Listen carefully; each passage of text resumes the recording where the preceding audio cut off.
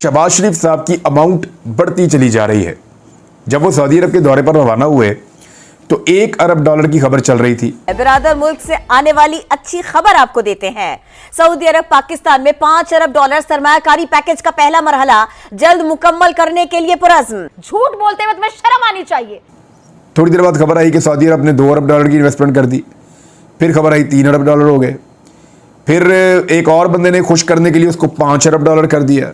India Shahbaz शरीफ की मोहम्मद बिन सलमान साहब से मुलाकात को अपनी कामयाबी कह रहा है। शहबाज शरीफ ने सऊदी अरेबिया से कहा कि वो यूएन में कश्मीर के मुद्दे पर पाकिस्तान का साथ दें, जिस पर सऊदी अरेबिया ने कहा कि ये इंडिया और पाकिस्तान का मसला है। हालिया सालों के अंदर अगर आप देखें तो माजी में जो एक सपोर्ट हमें हमारे दोस्त ममालिक खास करके सऊदी अरब और अरब ममालिक की तरफ से कश्मीर के हवाले से मिलती थी, उसमें एक तब्दीली जरूर आई है।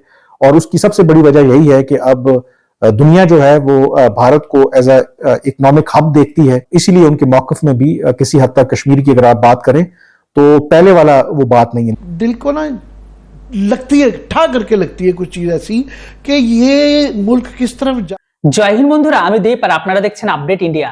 কেননা বন্ধুরা, এর আগের ভিডিওতে আমি আপনাদের বলেছিলাম যে পাকিস্তানের প্রধানমন্ত্রী শাহবাজ শরীফ তিনি এই মুহূর্তে গেছেন সৌদি আরবে। কেন? ভিক্ষা নেবার জন্য। যেটা আমি জানি, আপনারা জানেন, সকলে জানেন, এমনকি সৌদি পর্যন্ত জানেন। ভিক্ষা নেওয়া হয়তো ওনারা দেশেও ফিরে এসেছেন, হ্যাঁ হলেও হতে পারে। কিন্তু এখন খবর বেরিয়ে আসছে এটাই, পাকিস্তানের প্রধানমন্ত্রী শাহবাজ শরীফ যখন কাটারনে ভিক্ষা নেওয়ার সময় সমস্ত কিছু ঠিকঠাক ছিল, কিন্তু যখনই শাহবাজ শরীফ তার মুখ থেকে সৌদির কাছে ভারতের জম্মু কাশ্মীর নিয়ে কথা বলে, তখনই তার গালে সপাটে চড় মারে।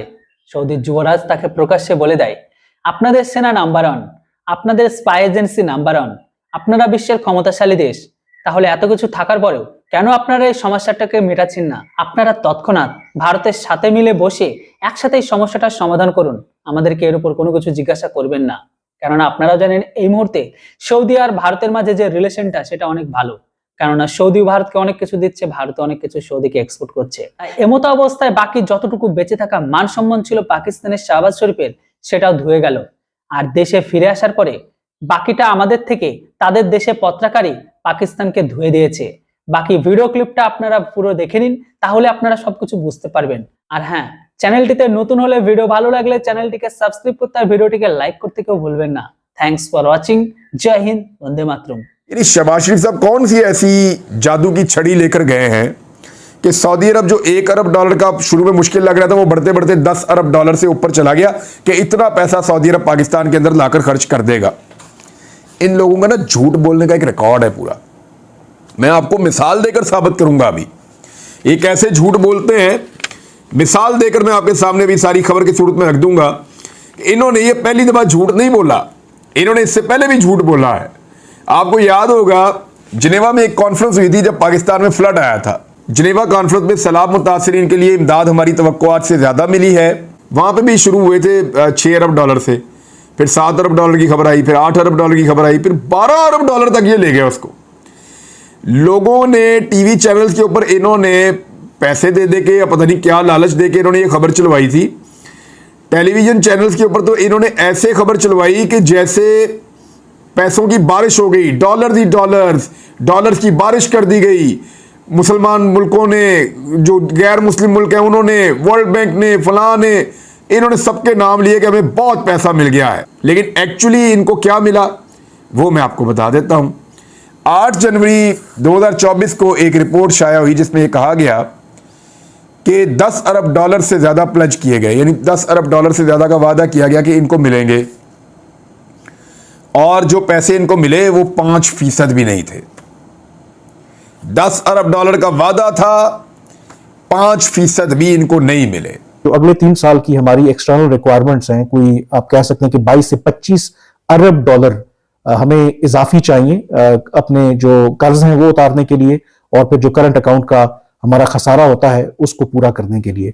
तो वो आप 2 ही सूरतों में कर सकते हैं, या तो आपकी बरामदात में इजाफा हो, जो ऑब्वियसली ओवरनाइट तो नहीं हो सकता।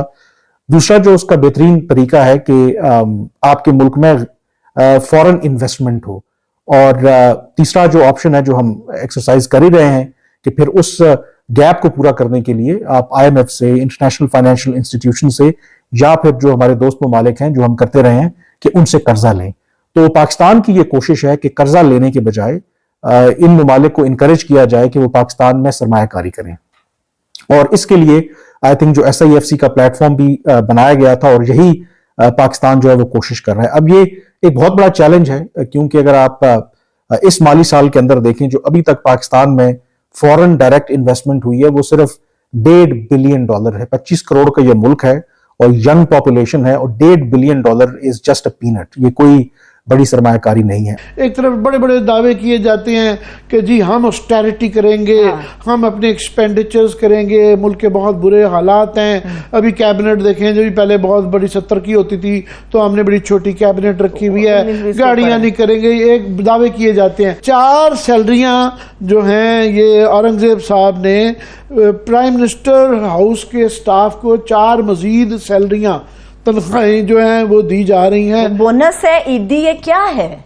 बोनस समझ लें, ईदी देख लें, बादशाह है, बादशाह की मर्जी है कि लोन लेके गवर्नमेंट जो चल रही है वो बैंकों से 23% सूद दे के लोन लेती है और फिर शाह खर्चियां कर दी है और फिर हमें नचोड़ा जाता है, हमारा खून पिया जाता है और हमसे टैक्स वसूलियां की जाती है। अगले माली साल के अंदर एक ऐसे वायबल ऑप्शंस और टेंजिबल मंसूबे सऊदी अरब के सामने रखता है, और सऊदी अरब की ये $5 बिलियन की सरमायाकारी आती है तो डेफिनेटली उससे जो पाकिस्तान की मईशत है उसको काफी हद तक जो बूस्ट मिलेगा। इट ऑल डिपेंड्स कि हम जो अपने कार्ड्स हैं वो किस तरीके से खेलते हैं। तो इसलिए इस दौरे को इस तरीके से देखना जी कंप्लीटली वो नाकाम हो गया है या कोई नई कमिटमेंट नहीं आई, तो I don't look at it from this perspective. मैं पहले भी जैसे जिक्र कर चुका हूं कि हमारे यहाँ क्योंकि सियासी तौर पर इतने तकसीम हो गए हैं कि हम हर इशू को उस लेंस के साथ देखते हैं कि जो पर्सपेक्टिव है वो हमें सूट करता है। उसमें जो इंपॉर्टेंट एक और फैक्टर है कि जो मेरी भी इत्तला है कि एक लॉन्ग ओवर ड्यू है कि सऊदी क्राउन प्रिंस मोहम्मद बिन सलमान ने जो पाकिस्तान का दौरा करना है, वो पहले भी उन्होंने करना था, मुख्तलिफ वजूहात की बिना पर जो पॉलिटिकल अनसर्टेनिटी थी वो नहीं हुआ। अब इस दौरे में जॉइंट स्टेटमेंट के अंदर जिक्र है कि दावत दी है शहबाज शरीफ ने, और जो सऊदी क्राउन प्रिंस मोहम्मद बिन सलमान है उन्होंने जल्द पाकिस्तान का दौरा करने की हामी भरी है। जो मेरी इत्तला है कि ये दौरा डेफिनेटली बहुत जल्द होगा और उसमें फिर जो प्रोग्रेस होगी पाकिस्तान में सरमायाकारी के हवाले से इन बाकी दिनों में, तो उसमें होमवर्क होगा और फिर सऊदी क्राउन प्रिंस मोहम्मद बिन सलमान पाकिस्तान का दौरा करेंगे। देखिए पूरी दुनिया के इन्वेस्टमेंट वहाँ पे है, सऊदीया वहाँ पे अरबों डॉलर की इन्वेस्टमेंट कर रहा है और पैसे कमा रहा है, तो वो इंडिया से क्यों अपने हालात खराब करेगा? जबकि उन्हें पता है हमने ये पाकिस्तान को एक भाईबंदी पे, क्योंकि हमारा इस्लामिक उनसे रिश्ता है, उन्होंने हमें सपोर्ट करना होता है, वो हमें करते हैं। तो लेकिन वो अपनी एक इस्लामिक मोहब्बत की वजह से करते हैं, लेकिन जब 2 स्टेट आपस में डील करती हैं वो म्यूचुअल इंटरेस्ट के ऊपर करती हैं। जब तक आपका म्यूचुअल इंटरेस्ट नहीं होगा, इंडिया से उनको बेनिफिट है, वहाँ अरबों खरबों रुपए की इन्वेस्टमेंट है, वहाँ के इन्वेस्टर आते हैं, इन्वेस्ट करते हैं, पैसा कमाते हैं। तो उनकी खारजा पॉलिसीज जो हैं इंडिया की वो बहुत ज़्यादा फेवरेबल हैं, आपस में उनके आपस में रिलेशन बहुत अच्छे हैं। और दूसरी चीज़ ये कि कश्मीर का जो इशू है, मैं ये समझता हूँ कि हम लोग कश्मीर का इशू खुद ही हल ही नहीं करना